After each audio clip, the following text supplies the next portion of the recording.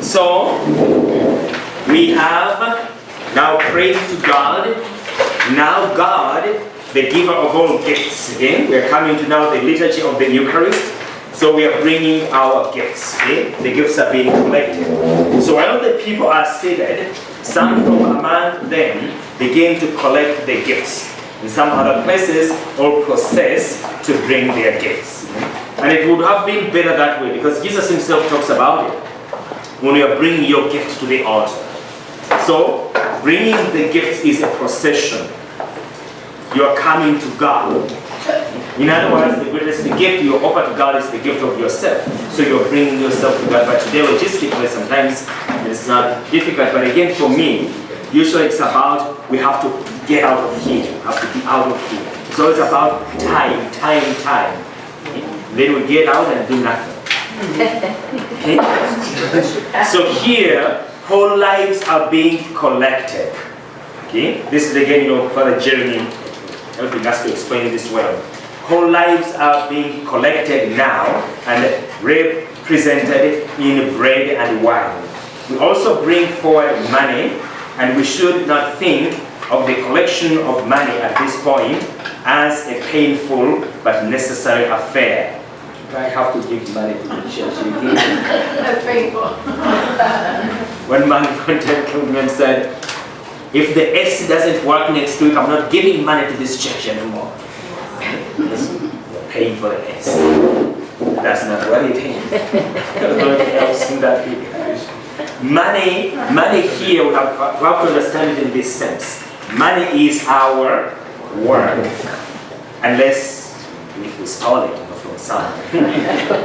At home we have these corrupt politicians. They are Catholic, so they steal, and Sunday they come and put in the collection.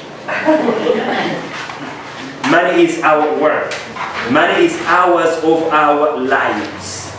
Okay, so that's how we look at money. This is my work. These are hours of my life. So God, I bring my work. Because you made me able to do it, I bring my work to you. $1. Hours of my life, 50 cents. Thank you, Jesus,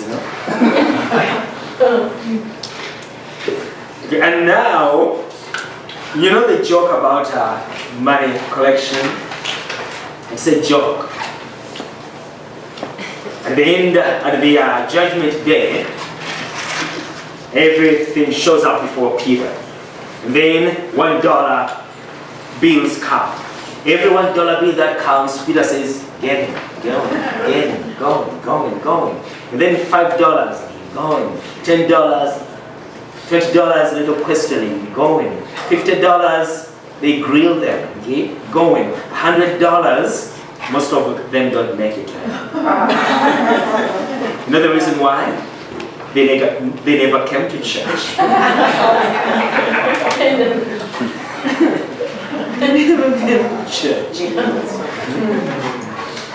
And now, these are hours of work, our lives, and now we give it away. Not like giving away, but we're giving it in sacrifice, as a sacrifice to God. I sacrificed myself, okay? And this is the sacrifice I bring before my God. Okay?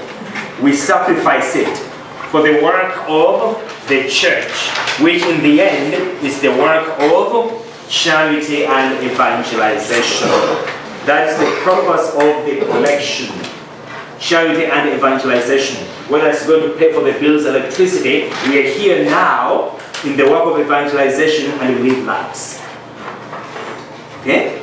We need VS, whatever. All that is the work of evangelization and the work of charity.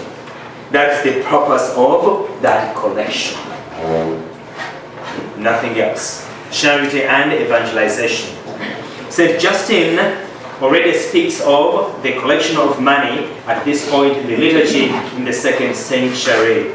Jesus himself commended this practice. Remember the old widow who had only pennies. Okay? That's all she had. She gave her whole life. Others took from their excess. Okay? She gave her whole life. That is the spirit of giving. Because it is for our salvation, evangelization. It is for love, for charity. That's why churches should be centers of evangelization and charity. Okay? Centers of evangelization and charity. Mass is a sacrifice.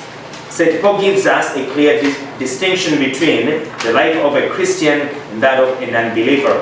In Romans chapter 12, he exhorts us, I urge you therefore, by the mercies of God, to offer your bodies as a living sacrifice, holy and pleasing to God, your spiritual worship. Do not conform. What is your spiritual worship? Do not conform yourselves to this age, but be transformed by the renewal of your mind, that you may discern what is the will of God, what is good and pleasing and perfect. So, the new sacrifice of Christians, as opposed to the animal sacrifices offered in the temple, is the very body of the Christian offered to God in a holy life. A holy life. This is called spiritual worship, as opposed to the carnal worship of animal sacrifices. Our bodies as a living sacrifice, this is what the collection of gifts is meant to enact, to show that we are offering our bodies as a sacrifice. Hours of my work, my sweat is offered to God. But Christians do not offer up their lives by themselves. They can only do it with and in Christ's offering. This is what is accomplished in what follows. Okay? So, yes, we collect the money, the gifts and all those hours of our work, our sacrifices, but we cannot offer our sacrifice to God without Christ. There is no mediation if Christ is not there. So, by the way, sometimes this money in some churches is collected from the front, baskets go to the back, and you never see it again. You never see it again. It disappears. The ushers collect the money from front to back. Then they put the money in a basket and go somewhere and dump it in a safe. Which means that there is no offertory. There was a collection, but no offertory. Yes. We put our money in those baskets and then we take it to the altar. That is what it means to be an offertory. In some churches I've seen, it's collected, it's never brought to the altar. It disappears in the back. So it is a collection, it's not an offertory. Okay. So you collect and you offer. That's the meaning of an offertory. It's not simply a collection. Okay? It's an offertory. You need to offer it to God, so it's blessed. Yes, it comes to the altar. Hours of our work, we bring ourselves in these gifts to the altar of God. Okay? It's an offertory. But we can simply make it a collection and it disappears. That's it. It's given in Thanksgiving. So we bring it to the altar. Okay? That's the offertory. Then what follows? The procession with the gifts offers us one of the strongest opportunities for understanding the relation between the sacrifice of the Christian people and the sacrifice of Christ. Gifts of bread and wine are brought to the altar. So, okay, with other gifts, okay, bread and wine is brought to the altar. A joyful procession accompanied by song starts down the aisle of the church. Bread and wine and various vessels and water and perhaps other gifts, including money, are carried by some of the baptized and brought to the bishop or priest, who places the bread and wine on the altar and prepares them. The gifts being prepared now on the altar have gone through a long process of preparation. The planting, harvesting. Now we are looking at wine, okay, and the bread. The planting, the harvesting, the grinding, the baking of the bread, the planting, the pruning, the gathering of the grapes, the pressing, etc. That is the work of human hands. All that, okay?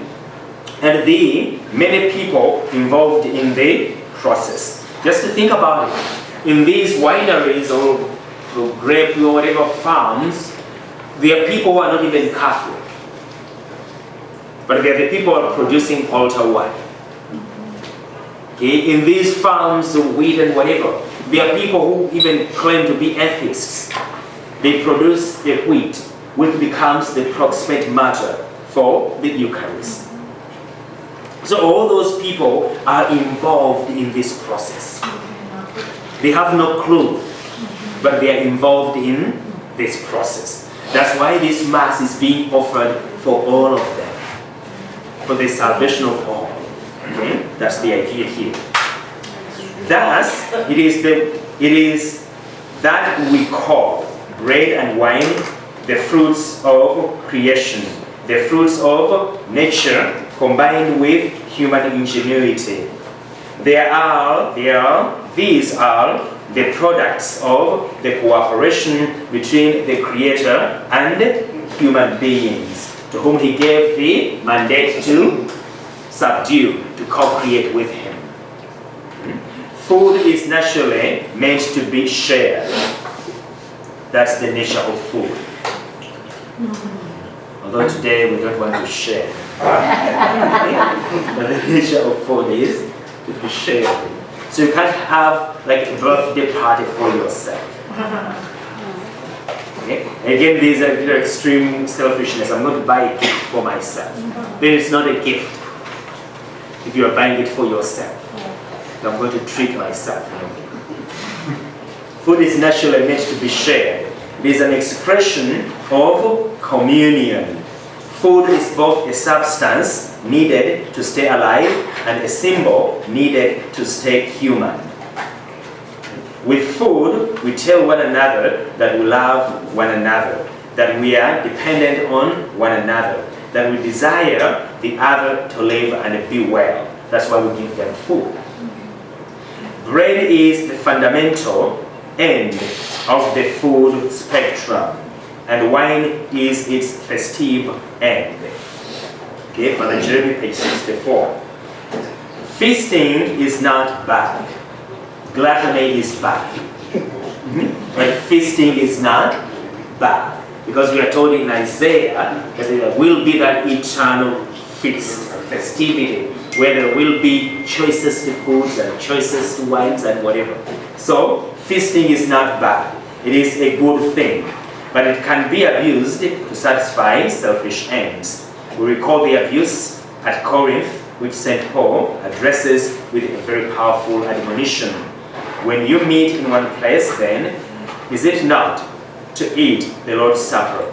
For in eating, each one goes ahead with his own supper, and one goes hungry while another gets drunk. Or do you show contempt for the church of God and make those who have nothing feel ashamed? In this matter, I do not praise you. So there was an abuse of food at Corinth, okay? Basically mixing it with the Eucharist and whatever. So oftentimes, many Catholics refer to the miracle of Cana as a license to get drunk. Jesus did what? Jesus changed bread, water into wine. So, at one time in my home village in Uganda, there was a drunkard. This man would drink. And so he would get drunk. So one time he was so drunk, and one of our parishioner priests was basically coming and visiting the village. So he met him. And he was drunk, he would walk like 2 or 3 steps and would fall. Then get up, walk like 7 steps and fall. Then the priest came to him and said, "Oh, how are you?" And said, "Oh, Father, I'm carrying my cross."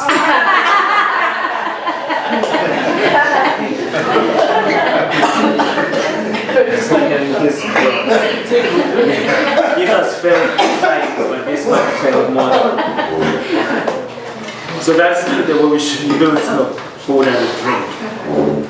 So food and drink are good things.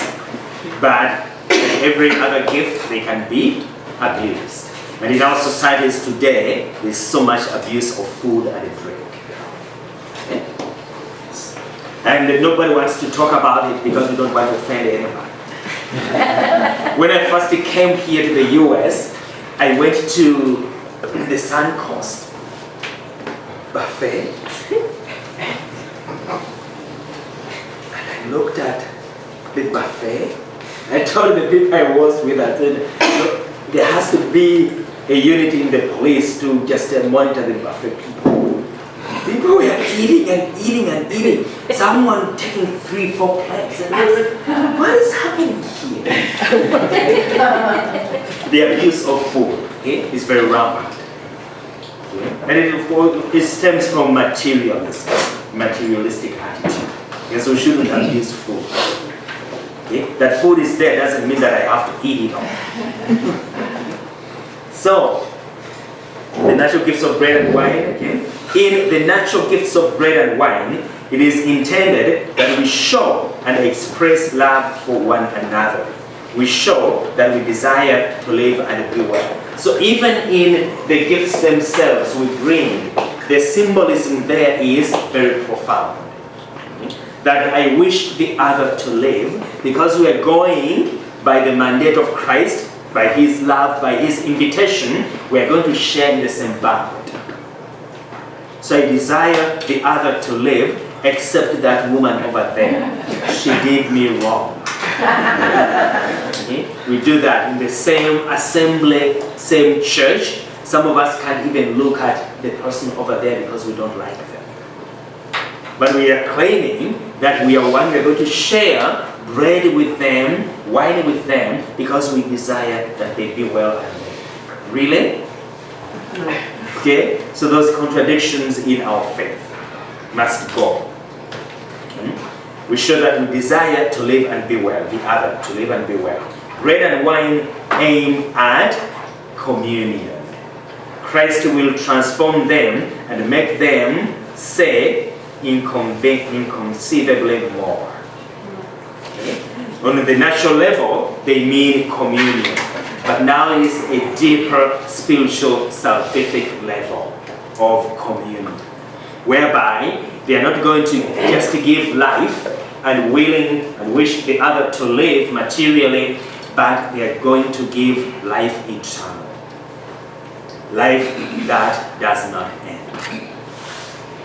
So it's going to take what we bring naturally as basically material elements for life, for communion. And it's going to transform them into a deeper reality of life and communion. So as these gifts are collected from outside the church and they're brought into the church, finally brought down the aisle to the hands of the priest, there is articulated in this ritual action not only the relation between the order of the ordained priesthood and the order of the baptized. In seeing this, we see articulated also, this is a very important thing, the distinction here is very clear and it must be made between priest and the people of God. Some priests, okay, because they want people to feel good about themselves, as if this is an act of feelings, they have made it a point that they don't receive the gifts. Some let people receive the gifts, bring them to the altar, and they prepare the altar. Okay, that people feel included. That is foolish. That is foolish. The priesthood of the baptized is distinct from the priesthood of the head, Christ the head, the ordained. So, Christ the priest shares with us in his priesthood, and his priesthood as head helps the baptismal priesthood to grow and unfold, to grow in faith, hope, and love. So the ministerial priesthood is at the service of our baptismal priesthood. And so the two shouldn't be confused. It's not about pride, it's about the ministry Christ is offering to his people for our salvation. It's not about power, although some priests have used the priesthood as a worldly power, a tool of worldly power. That's an abuse of the power of the priesthood. The power of the priesthood is the power of love. The power of love.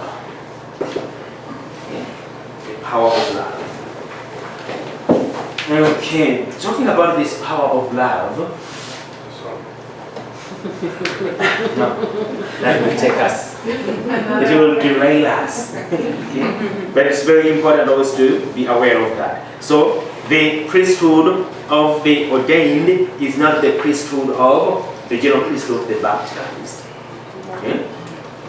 So in seeing this, we see articulated also the global relationship between church and world, between church and all creation, between church and all history. That's why at Mass, all creation is brought before God, as we're going to see later on in our prayers of the Eucharist. All creation, because these are material elements of creation. And all creation is groaning for redemption.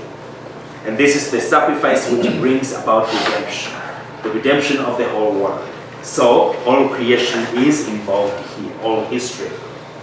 So through the work of the baptized in the world, the church brings to the hands of Christ through the work, okay, of his people.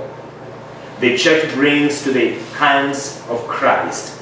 So the church brings to the hands of Christ, not to the hands of one of the baptized. You notice that? Okay? The gifts are brought to the hands of Christ. And the Christ is there in the person of this particular priest. Because that priest is there in the person and name of Christ. So the gifts come to him. Because the gifts are coming from the people and they are placed in the hands of Christ, the incarnate one, the incarnate God. They bring to the hands of Christ the fruits of the creation and the work of human hands. This is an exercise of the priesthood of the faithful to bring the gifts into the hands of Christ.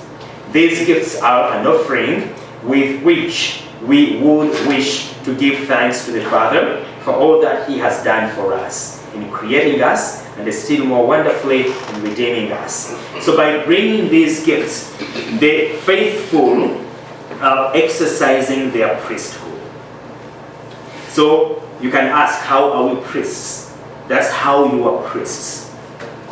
So at Mass you are exercising your priesthood in the most profound way.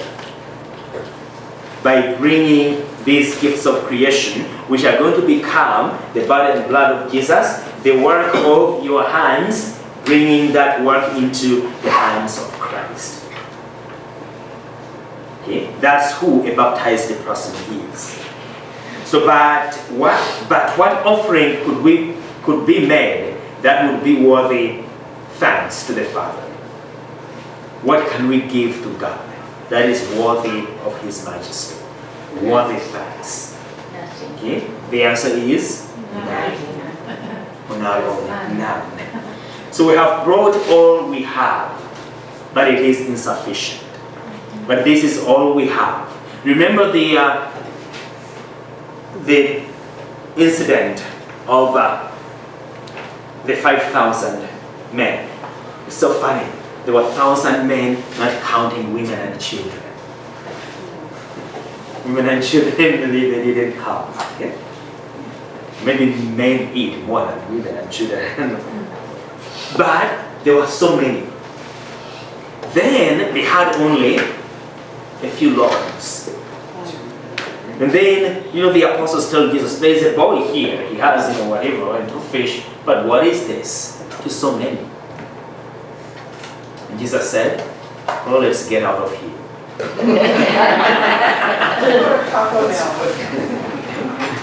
Let them fend for themselves. So he simply said, bring them here.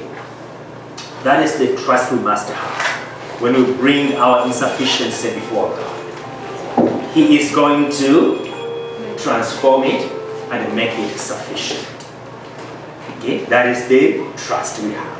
Okay, so we have brought all we have, and yet we know that it could never be enough to be a suitable, worthy thanksgiving offered to the Father. Nonetheless, it is precisely in this condition of poverty before God that Christ comes to meet us and reveal his solidarity with us in this poverty. That's how he meets us, poor, okay, wretched, okay, poor sinners.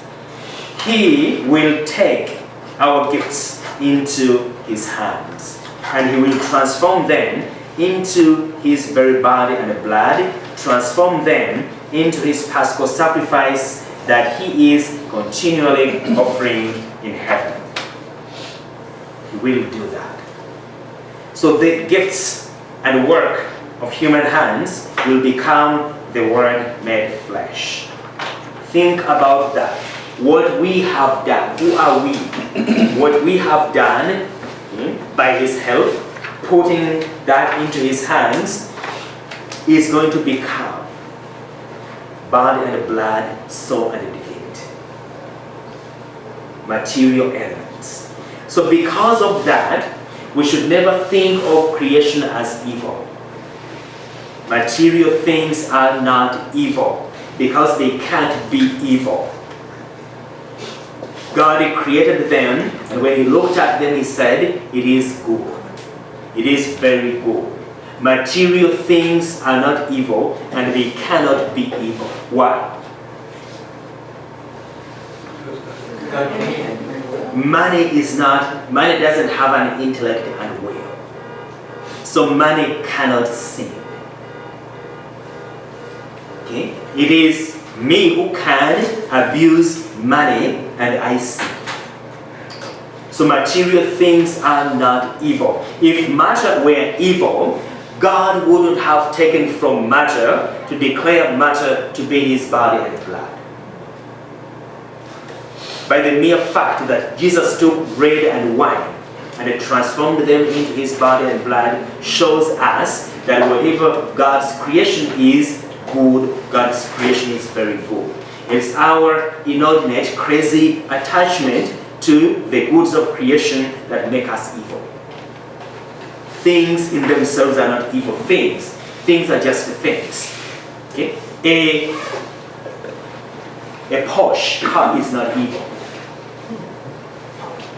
But one can buy it and abuse people through pride and whatever. Okay? So we should never perceive that, oh, material things are evil. It is materialism that is evil. Our evil attachment to things that is evil, not things in themselves. Because things don't choose. A car has never chosen to insult anybody.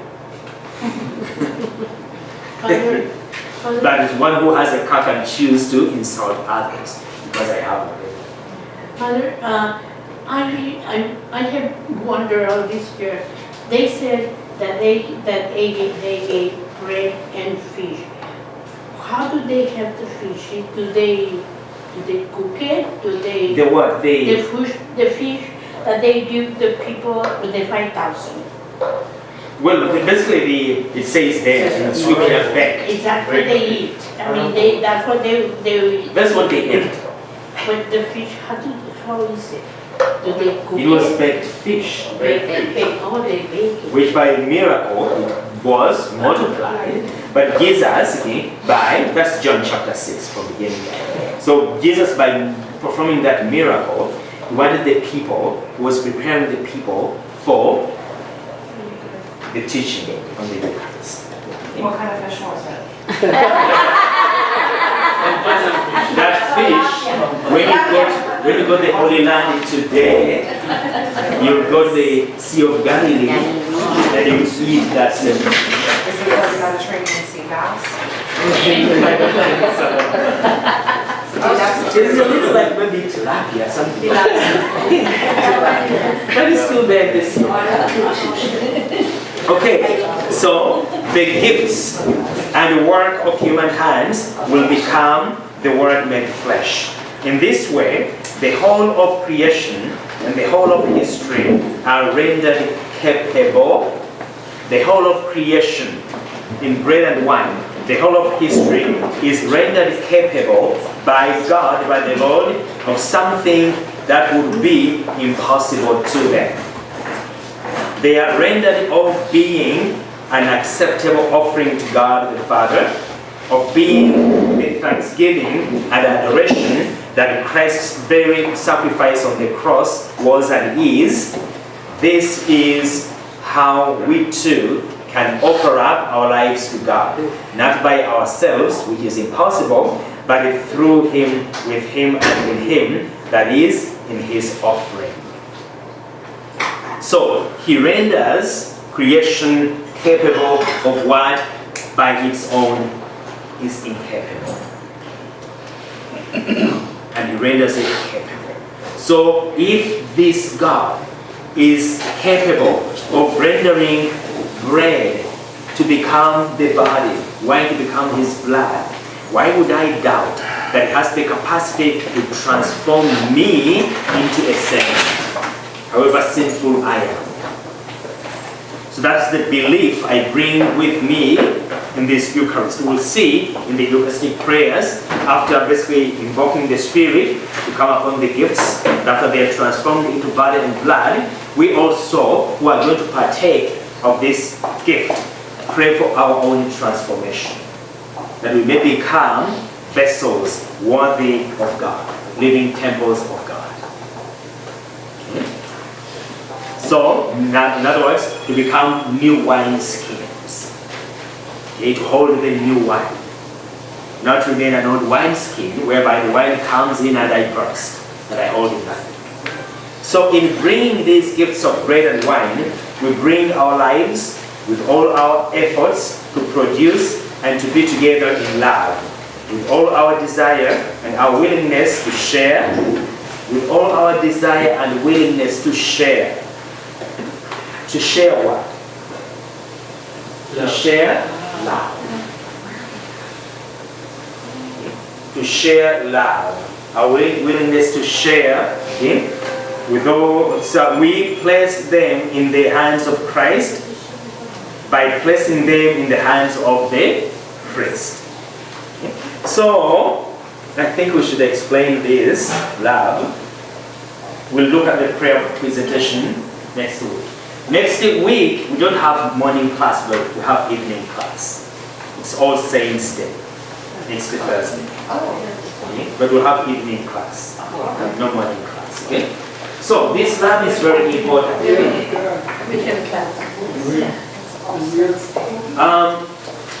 Christ calls us to be what? To be servants. Okay? Let's end with this explanation. Christian. Okay? Christians are servants. But we're servants after who? After Christ, who is servant. How does Jesus become servant? He's a servant of love. We know that. How does he become a servant of love? By his sacrifice. He was exalted above, okay? Because he accepted death, he was exalted. So Christ is King. Why? Because he conquered sin. Okay? That's how Christ is King. Because he conquered sin. So a king conquers territory. Okay? So he's conqueror, victor over sin. So if Christ is servant of love by his sacrifice, by which he becomes king, he's king because he conquered sin, so also his servants must do the same. We must conquer. But what do we conquer? We conquer sin. Where is sin? Everywhere.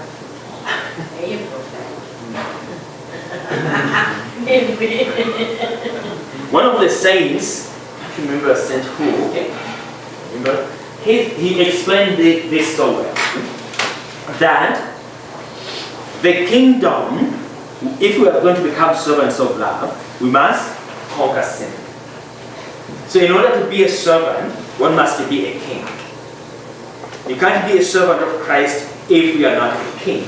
That's why you notice in our baptism, we become priest, prophet, and king. So now today we're looking at king. We become king. Means that when we are conqueror, we conquer. So the sin we conquer, the territory we conquer, is our own bodies.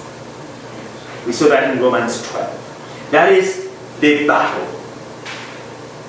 Ourselves. We must be conquer ourselves. Meaning, we must be conquer, number one, our pride. Because the servant told us to learn from him, he is meek and humble of heart. So pride is the root cause of all sin. All other sins stem from it, come from it. Okay? So we must be conquer sin in us, in our bodies. So when we conquer sin, what happens? Sin is death. When you conquer sin, you become alive. Alive to what? Alive to love. Okay? So, and then you become a servant of love. Because you have become a king who has conquered sin. So that's why Jesus says, the one who thinks that he is great among you should be a servant of all, least among you. So, power in the Catholic Church, the kingship of Jesus Christ, is not worldly power. Among pagans, those who think have authority over others, lord it over them. They want others to feel their authority, their power. It should not be so among you. So, they do that, the pagans, because of pride, because they are full of sin. But you have become my disciples, meaning that you have conquered, you share in my kingly power. You have conquered sin. Which means that when you conquer sin and become kings with me, reign with me, then you must become, that's how you become servants of love. So nobody can love if they have not conquered themselves. And that's why the greatest battle for a Christian is self-mastery. Master ourselves. We can conquer the whole world without conquering ourselves. Good example, a man like Hitler. He wanted to conquer the whole world. But he had no mastery over the self. He was wild. He had no discipline. Because we can conquer other things, but the self is the greatest battle. So that's who we are in church. So that is the battle. Okay? And that's what the Eucharist is about, to assist us conquer our sinfulness. Because the Eucharist is the fullness of love, the fullness of virtue, the fullness of divine gifts, to conquer these vices in us, to assist us overcome ourselves, so that we conquer ourselves, so that we become masters over the self. King, you have conquered sin with Christ, and in Christ, now we reign with him by being servants of love. So a person who has conquered themselves this way, a person who is a servant in this way, cannot hate people. They just can't. This is what we started with. Because love is deep seated within them. They are servants of love. Just as Jesus is servant of love. In God, basically, Jesus tells us these things in different ways. When it rains, he doesn't only do around the Catholic houses. Everybody gets it. When the sun comes out, it doesn't beam only in Catholic houses. Everybody receives it. And so God gives each and everyone the gift of a new day. Now, we can choose to live that day as a gift, or we can choose to abuse the gift of Lent. But God offers to everyone. So a servant of love is like that. We serve everybody, we love everybody, even the people who do not appreciate our love. Because we do not love them for their own sake, but we love them for the love of God, as God loves. Father, where does it say that in the Bible? I have a few people I'd like to share that with. Where does it say what? Where you're very good at pulling up the chapters and the verses. In, let's go to the Gospel of Luke. Okay. Oh, the synoptics, you know. Luke 10.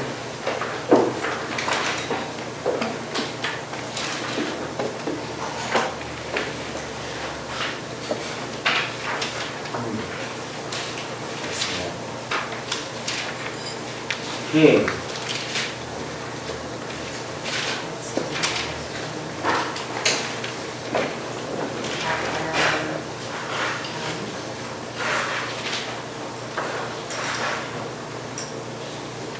Which one do you exactly want? The one that says that. Sorry, Let me I see. was reading. Pardon? The one which says it specifically what? That we need to love the people even if they're not deserving of our love. That's what I read. Oh, okay. So basically, the best text would be Matthew 5-7. Okay, the Sermon on the Mount. To crystallize that, basically. Okay? Matthew 5-7. Okay? Because that's where he basically says, okay, bless those who persecute you. Oh, Romans 12 is also very key. Romans 12. Yes. Okay. Father, how do you conquer pride? How do you conquer pride? Yes.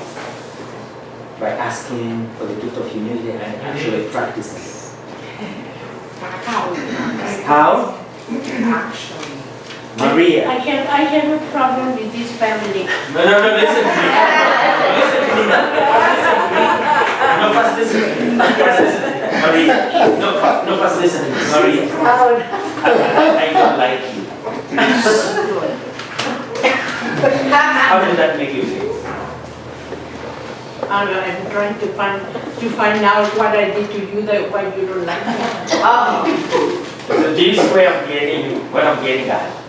Okay? I can say I don't like you, and you choose how to react. You can react and say, well, I don't like you too. I hate you, you are stupid, you are whatever. Or you can say, well, you don't like me, but for the love of God, I love you, and I pray that God blesses you.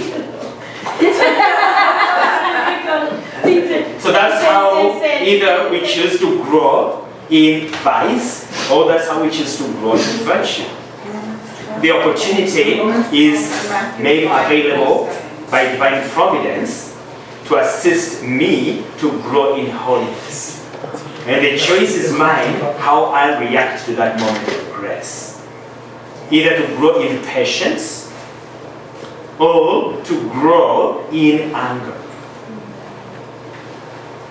Yeah, That's how I told her I will pray for her and that made it worse. because you were not praying. I did pray. I do pray for her. How do you pray? Well, I said, our Father, Hail Mary, and please take that pride away from her. Why don't you say take that pride away from me? No, because I tried. I mean, I don't like her either. That's exactly what I'm saying. You are not praying for her. Well, I pray for me too, but I pray for her because she doesn't understand. No, because you see, that's not the attitude of prayer. Okay, that's what I'm saying. You're not praying for her. Okay, prayer, don't base prayer on how you feel about the person. Okay, base prayer on what God asks you to do. on the gift of intellect and will choose to forgive at that level. And let God be God. Okay? So don't pray for her to humble herself so that tomorrow you may beep and see whether she is humble. That's not up to you. It's up to God. So you pray for her to be humble and let God do the rest. So don't say I've been praying for her for a year, but her pride keeps growing. So that's not up to us, okay? We should let God do it, okay? Okay. All right, so glory be to the Father, and to the Son, and to the Holy Spirit, as it was in the beginning, is now, and ever shall be, world without end. Amen. Thanks for coming and have a good night. Thank you.